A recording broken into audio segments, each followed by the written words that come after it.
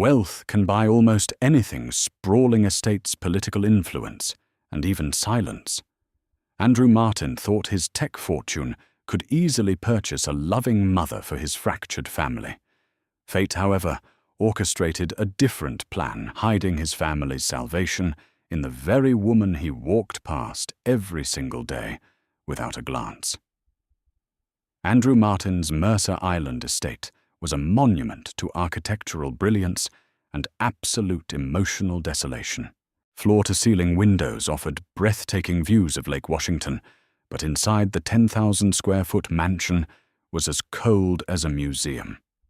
Following a brutal, highly publicized divorce that left him with full custody of his 2 young children, the 34-year-old CEO of Martin Innovations had retreated into his work. He was a man who understood algorithms and profit margins, but the messy, unpredictable world of raising traumatized children terrified him.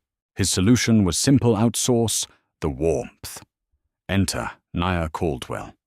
At 28, Nia was a pragmatic, deeply empathetic black woman who had taken the live-in housekeeping and nanny position to clear the crushing medical debts left behind by her late mother. To Andrew, Nia was part of the estate's flawless machinery. He handed her his custom-tailored Brioni coats without making eye contact. He left passive-aggressive sticky notes on the granite kitchen island regarding his dietary preferences. He spoke at her, never to her viewing her merely as the uniform she wore. He had no idea that Nia was the only reason his household hadn't collapsed into total ruin. While Andrew spent his days in glass-walled boardrooms across Seattle, Nia spent hers on the carpeted floor of the children's playroom. 8-year-old Bennett suffered from severe separation anxiety, his little hands often shaking when the sun began to set. 5-year-old Clara hadn't spoken a single word since the day her biological mother walked out the front door with a designer suitcase and never looked back. Nia didn't just cook meals and scrub floors. She mended broken little souls. She discovered that Bennett's anxiety could be soothed by tracing constellations on his back while humming old jazz melodies her grandmother had taught her.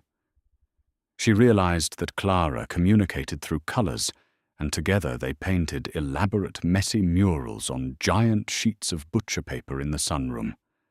Nia was the one who checked under their beds for monsters. She was the one who kissed their scraped knees. She was the mother they desperately needed, though society and a paycheck labeled her the maid. Andrew, entirely blind to this beautiful, quiet rehabilitation happening under his own roof, made a calculated decision. His children needed a mother, and he needed a wife to complete his public image. A tech billionaire without a stable family was viewed by the board as a liability. He didn't want love. He wanted an executive partner for his domestic life.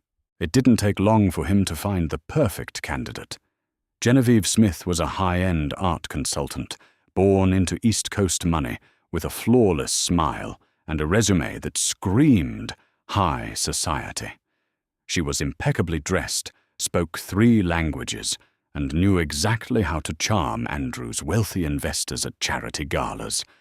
Andrew was entirely captivated by her polish. He believed he had found the missing puzzle piece to his broken family.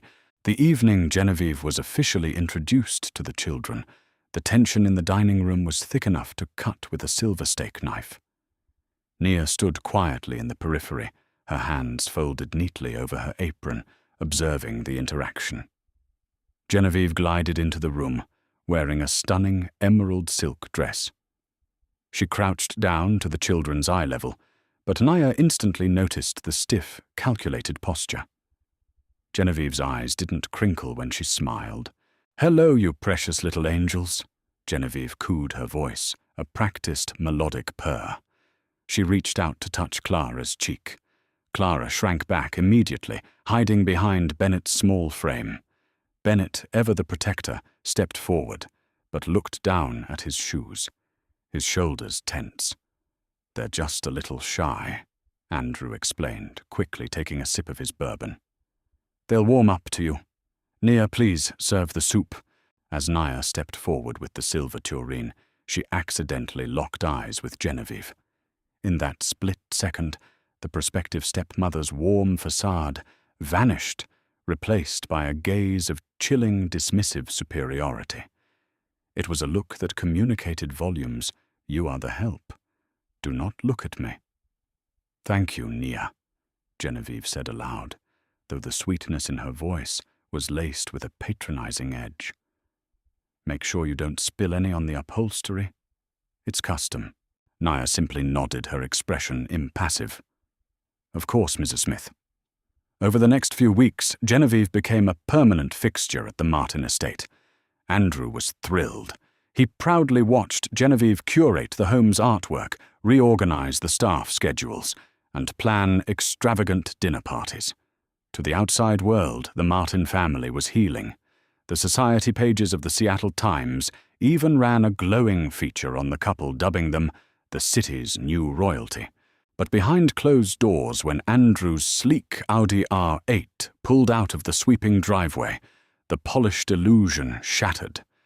Nia, relegated to the background, became the silent witness to a deeply disturbing reality.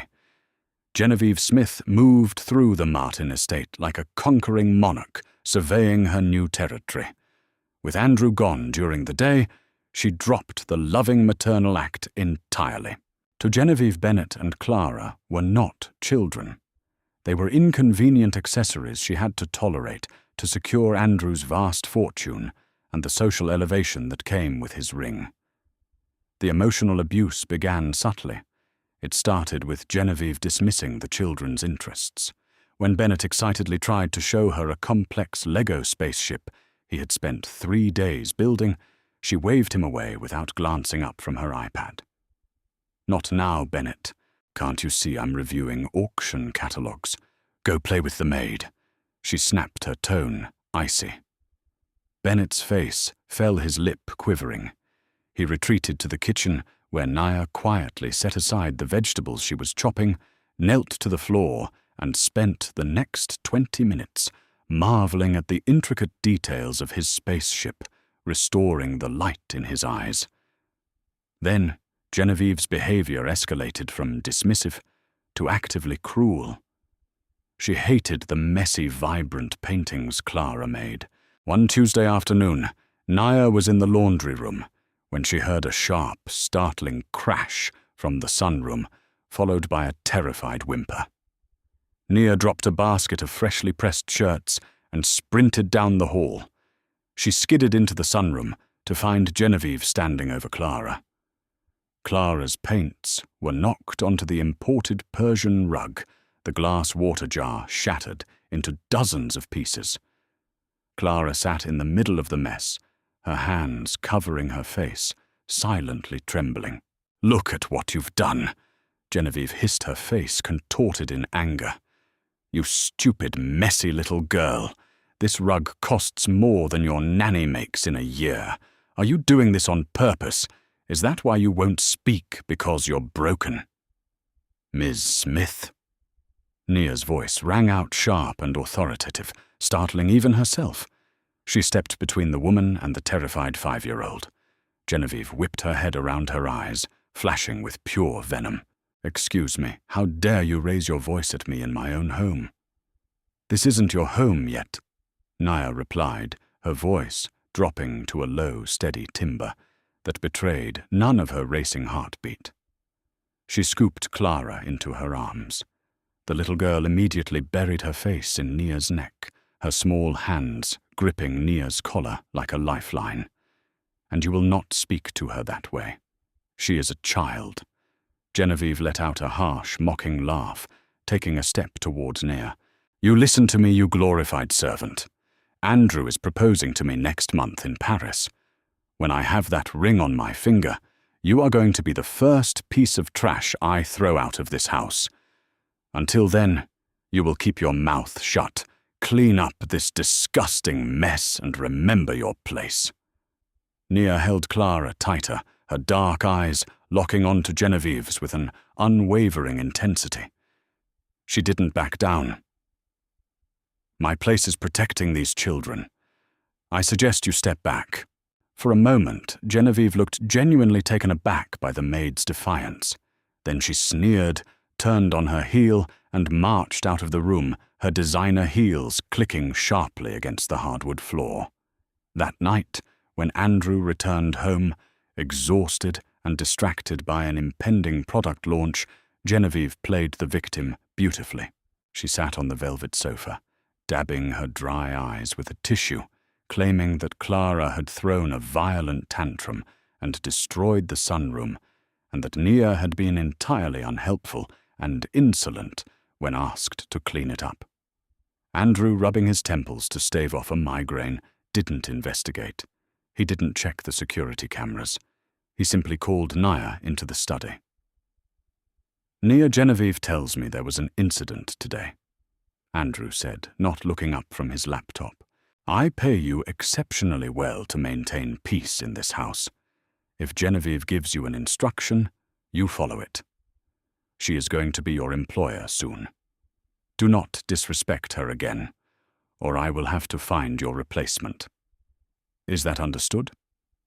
Nia stood before the massive mahogany desk, her hands clenched into fists at her sides.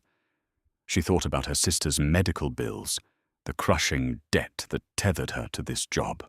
But more than that, she thought about Bennett's anxious tremors and Clara's silent tears.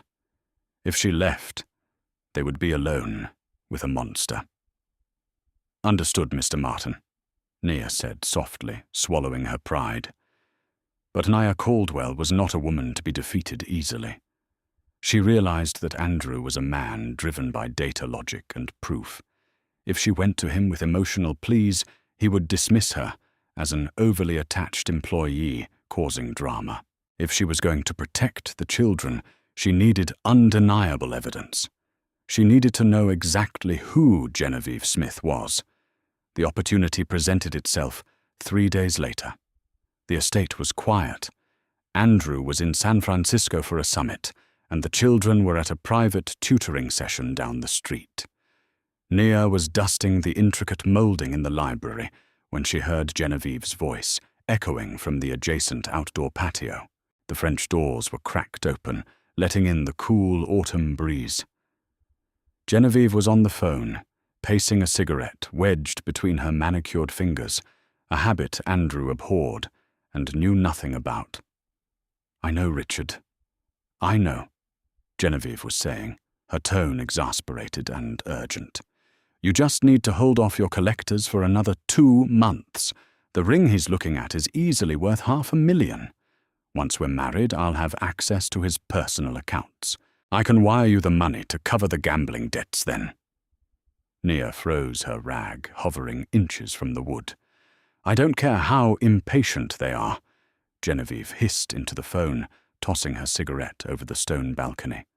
"I'm playing the devoted stepmother to 2 defective brats. It's exhausting. The boy is a neurotic mess, and the girl is practically mute. I'm doing the heavy lifting here. Once the ink on the marriage certificate is dry, I'm sending them straight to a boarding school in Switzerland. Andrew is so detached he probably won't even notice they're gone for a month." A cold chill ran down Nia's spine. Genevieve wasn't just a cold-hearted social climber. She was a fraud in deep financial trouble, planning to exile the children the moment she had legal authority. "Just keep them off my back, Richard," Genevieve finished sharply. "The Martin fortune is as good as ours." She ended the call. Inside the library, Nia backed away from the French doors, her mind racing. This wasn't just about a clash of personalities anymore. This was a hostile takeover of a vulnerable family. She had the motive. She had the secret. But bringing this to Andrew without concrete proof would backfire. Genevieve would simply twist it into a jealous maid's lie. Nia looked around the opulent, quiet library. Andrew was a man of technology. The house was wired with a state-of-the-art smart system. He had cameras for security, but they didn't record audio unless triggered by the panic system. She couldn't rely on the house's tech. She had to take matters into her own hands. She reached into her apron pocket and pulled out her smartphone. The screen was cracked, a stark contrast to the wealth surrounding her. But the voice memo app worked perfectly fine. The game had changed. The millionaire was blindly walking into a trap, ready to hand his children over to a predator. He wouldn't listen to the black maid he ignored every morning, but he would have to listen to the truth. Naya took a deep breath, her eyes hardening with resolve. She wasn't just a housekeeper anymore. She was the only line of defense Bennett and Clara had left, and she was going to expose Genevieve Smith no matter what it cost her. Time was running out for the Martin household. Andrew's grand engagement announcement was definitively scheduled for Saturday night during a lavish private gala hosted at the Chihuly Garden and Glass Museum. Genevieve swaggered through the Mercer Island mansion with rapidly increasing arrogance, treating the estate as her already conquered kingdom. Naya kept her cracked smartphone fully charged and perpetually in her apron pocket, waiting for the perfect moment. Recording a confession required exceptional bait and opportunity, finally arrived on a stormy Thursday afternoon. Richard Genevieve's elusive and notoriously debt-ridden brother unexpectedly showed up at the heavy iron gates. Security initially denied him entry, citing his lack of authorization. Genevieve frantically rushed to the wall-mounted intercom, overriding the guards with a shrill, panicked command. Nia instantly recognized the raw desperation radiating from the soon-to-be stepmother's voice. Retreating silently into the adjacent formal dining room, Nia pressed her back against the imported velvet wallpaper. Pressing the glowing red record button on her screen, she held her breath and prayed the microphone would pick up the exchange. Footfalls echoed sharply as Richard stormed into the grand foyer, leaving muddy prints on the pristine marble. "Listen to me very carefully, Jen." Richard growled, his voice vibrating with absolute panic. "Vegas is calling in the markers today. I need 50 grand transferred by tomorrow morning, or those loan sharks will permanently break both of my legs." Genevieve hissed back, her tone dripping with venomous anxiety. "Are you entirely insane coming here right now? Andrew's security cameras capture every single face at the gate. I explicitly told you I received the ring on Saturday. A flawless 6-carat Harry Winston diamond. I will quietly pawn the matching tennis bracelet he bought me last month. Just give me 48 hours to secure the bag. Then once we are legally married, I am quietly liquidating his offshore accounts and shipping his mute daughter and twitchy son to a permanent boarding school in Switzerland." Audio captured beautifully, saving every single damning syllable. Nia smiled grimly in the shadows, slowly backing away toward the kitchen. Disaster, however, struck instantly. Stepping backward, Nia's rubber-soled shoe caught the heavy brass base of an antique umbrella stand. Metal scraped violently against the stone floor, producing a sound akin to a gunshot in the cavernous hallway. Silence abruptly fell over the foyer. "Someone is hiding in there," Richard whispered dangerously.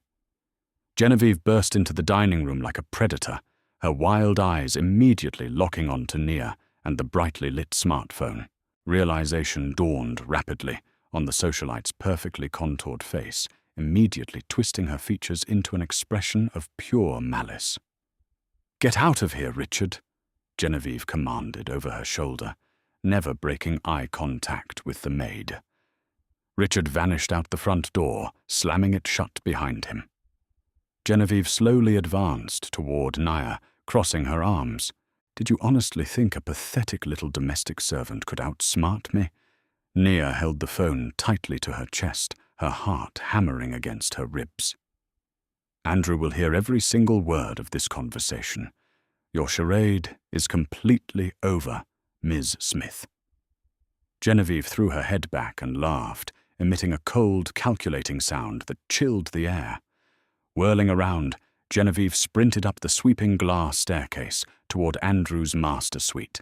Nia followed cautiously, utterly confused by the sudden retreat, only to watch Genevieve snatch Andrew's most prized possession from his mahogany valet tray, his late mother's vintage Cartier tank watch. Before Nia could even process the action, Genevieve rushed back into the hallway and shoved the priceless gold heirloom deep into the pocket of Nia's canvas tote bag, which rested near the laundry chute. "Let us see exactly who the billionaire believes." Genevieve sneered triumphantly, pulling out her own latest model phone to dial Andrew's private number. "Help Andrew please come home immediately. Your maid is actively stealing from us and threatening me with violence." Andrew arrived barely 20 minutes later, his tires screeching loudly on the wet asphalt driveway. Bursting through the heavy oak front doors, his handsome face was entirely pale with rage. Genevieve immediately collapsed into his arms, sobbing perfect crocodile tears that expertly avoided ruining her expensive mascara. "Darling, it was absolutely terrifying." Genevieve wept dramatically into his tailored Brioni suit lapel. "I caught her snooping through your personal bedroom drawers. When I politely asked her to stop, she aggressively threatened me. Then I literally saw her shove your beloved mother's Cartier watch into her dirty bag." Andrew turned a furious, blazing glare upon Nia. "Is this ridiculous accusation true?" Nia stood tall, refusing to flinch or cower. "Mr. Martin, it is a complete and utter lie. She planted that watch there simply because I overheard her actively plotting with her brother to drain your finances and permanently exile your children." Andrew marched aggressively over to Nia's canvas tote bag, lifted it, and dumped its contents onto the floor.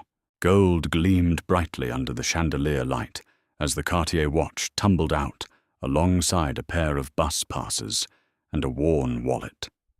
Andrew's jaw clenched so tightly, a muscle feathered in his cheek. "Pack your personal belongings immediately. You are permanently fired. If you are not completely off my property in exactly 10 minutes, I am calling the Seattle Police Department to press grand larceny charges." Tears finally pricked Nia's eyes, flowing not for her own ruined career, but for the little faces currently peering terrified from the top landing of the stairs. Bennett was shaking violently, gripping the wooden banister until his knuckles turned white. Clara had her tiny hands clamped tightly over her ears, tears streaming silently down her cheeks. Looking up at the devastated siblings, Nia felt her own heart physically shatter into pieces. "Mr. Martin, please," Nia begged softly, pointing a trembling finger toward her phone resting on the console table. "Just listen to the audio file I recorded earlier today. That is literally all I ask of you." Genevieve subtly kicked the phone underneath a heavy oak credenza, hiding it from view. "Andrew, darling, do not listen to this desperate criminal's fabricated lies. Get her out of our sanctuary right now."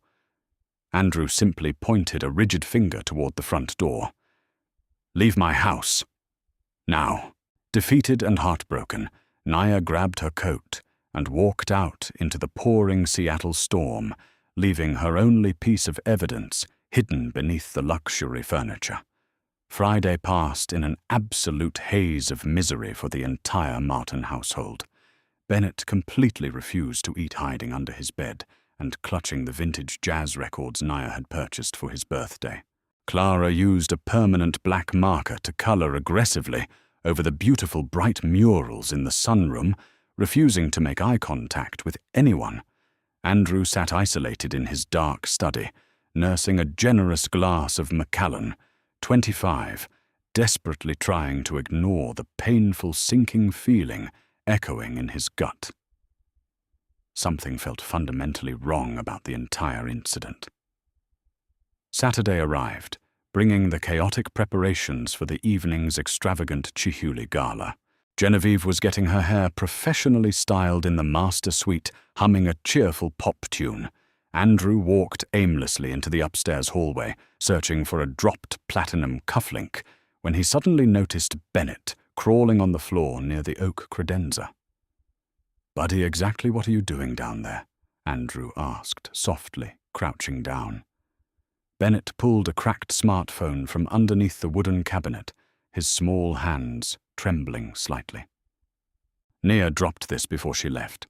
She told me once that if I ever felt scared or alone, I should press play and listen to her voice.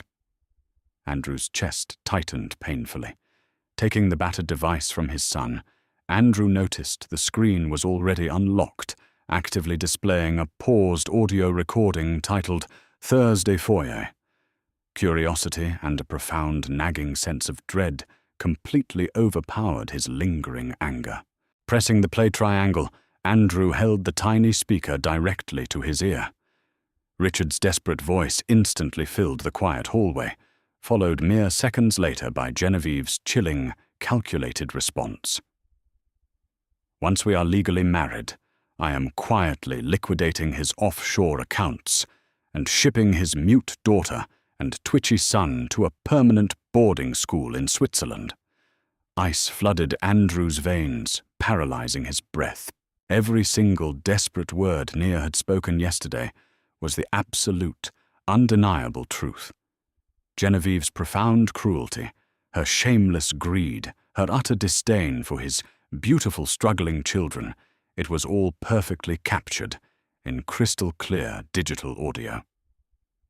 Andrew pocketed the phone carefully, his facial expression transforming rapidly from stunned shock to an absolute terrifying calm. Walking purposefully into the master suite, he found Genevieve admiring her flawless reflection in the vanity mirror. "Darling, do you honestly think the Burmese rubies or the South African diamonds work better for tonight?" Genevieve asked breezily, holding up two glittering necklaces. "Neither," Andrew stated flatly, his voice dropping 10 degrees into a menacing register. "Because you are absolutely not going to the gala tonight. You are leaving my house immediately and forever." Genevieve spun around, her confident smile faltering slightly. "Andrew, darling, whatever is the matter with you?" Andrew pulled out the cracked smartphone and hit play, letting her own vicious, plotting words echo loudly against the imported marble walls of the suite. Color drained from Genevieve's face, instantly leaving her looking sickly pale. "Andrew, that audio is completely taken out of context. That jealous maid totally faked it using artificial intelligence." Genevieve stammered pathetically, backing away until she hit the wall. "My security team has already directly matched the gate entry logs with your brother's exact arrival time." Andrew lied smoothly, feeling immense satisfaction watching her arrogant facade crumble. "You have exactly 5 minutes to pack a single suitcase and walk out that front door. If you ever come anywhere near my children again, I will personally bury you so deep in aggressive legal action you will never see daylight again." Genevieve fled the room, sobbing defeated, without speaking another single word. Andrew slumped heavily against the doorframe, running a tired hand over his face, completely consumed by crushing parental guilt. Blinded by social expectations, he had almost married a literal monster, and he had cruelly thrown out the only person who genuinely cared for his broken family. Driving recklessly through the dark streets of Seattle's Central District later that evening, Andrew pulled his sleek Audi up to the modest, aging apartment building listed in Nia's employment file. Knocking softly on the worn wooden door, he mentally prepared himself for a door forcefully slammed in his face. Nia eventually opened it, wearing a faded collegiate sweatshirt, looking utterly exhausted and heartbroken.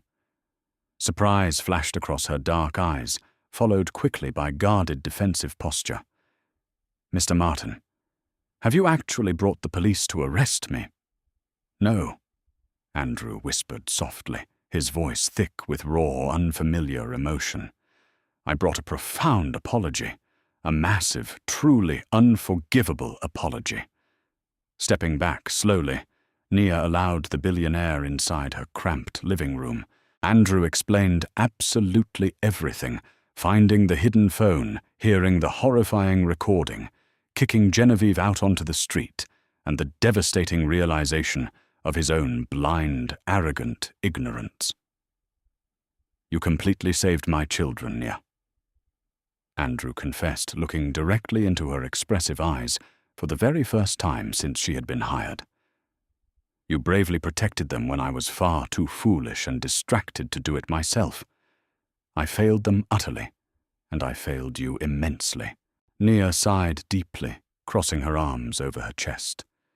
"I did not endure her abuse for your money, Andrew. I did it simply because Bennett and Clara deserve to feel safe in their own home." "I know that now," Andrew replied, earnestly stepping closer. "That is exactly why they desperately need you, why we both need you. Please come back to Mercer Island, not as a domestic maid. Come back as the equal head of the household.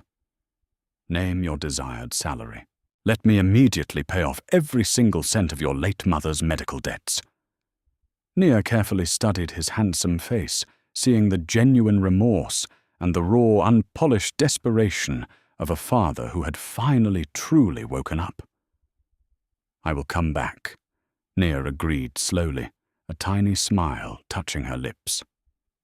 "But things change permanently. You do not just financially pay for their care anymore. You actively participate in it. You eat family dinner with us every night. You personally read the evening bedtime stories." Andrew nodded eagerly, feeling a massive weight lift from his shoulders. "Absolute deal." Months passed, rapidly, profoundly transforming the Mercer Island estate from a cold, sterile museum into a vibrant, beautifully chaotic home. Laughter echoed loudly through the grand halls instead of suffocating silence. Andrew started consistently coming home at 5 o'clock every single evening, happily trading his stiff Brioni suits for comfortable sweatpants, sitting eagerly on the playroom floor to build massive Lego spaceships with Bennett. Clara's sweet voice slowly returned, starting with soft, hesitant whispers and growing daily into joyful giggles as she painted bright new masterpieces beside Nia.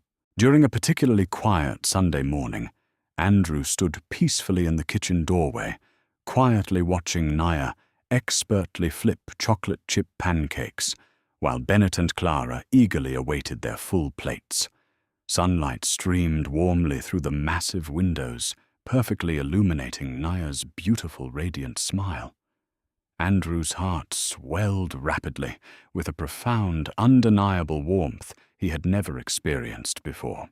Looking desperately for a mother for his children, he had foolishly tried to purchase polished perfection from a catalogue of society's wealthy elite. Instead, destiny had cleverly disguised his family's ultimate salvation in a simple housekeeping apron, teaching him permanently that genuine love, fierce loyalty, and the truest kind of wealth could never be bought, only earned. Did this emotional tale of family betrayal and unexpected love touch your heart? Sometimes the greatest treasures are hidden right in front of us. If you enjoyed Nia's incredible journey from an overlooked maid to the true heart of the Martin family, please hit that like button, share this video with your friends, and subscribe to our channel for more inspiring real-life drama stories every single week.